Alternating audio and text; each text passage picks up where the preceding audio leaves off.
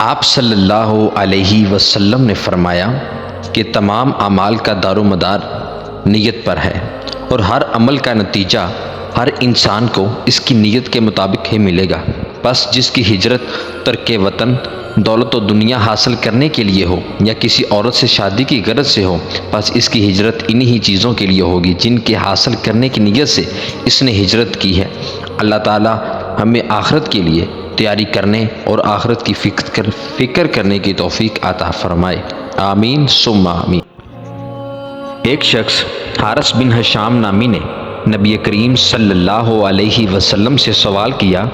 کہ یا رسول اللہ صلی اللہ علیہ وسلم، آپ پر وحی کیسے نازل ہوتی ہے؟ آپ صلی اللہ علیہ وسلم نے فرمایا کہ وحی نازل ہوتے وقت کبھی مجھ کو گھنٹی کی سی آواز محسوس ہوتی ہے، اور وحی کی یہ کیفیت مجھ پر بہت شاق گزرتی ہے۔ جب یہ کیفیت ختم ہوتی ہے تو میرے دل و دماغ پر اس فرشتے کے ذریعے نازل شدہ وحی محفوظ ہو جاتی ہے، اور کسی وقت ایسا ہوتا ہے کہ فرشتہ بشکل انسان میرے پاس آتا ہے اور مجھ سے کلام کرتا ہے، بس میں اس کا کہا ہوا یاد رکھ لیتا ہوں۔ عائشہ رضی اللہ تعالیٰ عنہ بیان کرتی ہیں کہ میں نے سخت کڑاکے کی سردی میں نبی کریم صلی اللہ علیہ وسلم کو دیکھا ہے۔ آپ صلی اللہ علیہ وسلم پر وحی نازل ہوئی، اور جب اس کا سلسلہ موقوف ہوا تو آپ صلی اللہ علیہ وسلم کی پیشانی پسینے سے سرابور تھی۔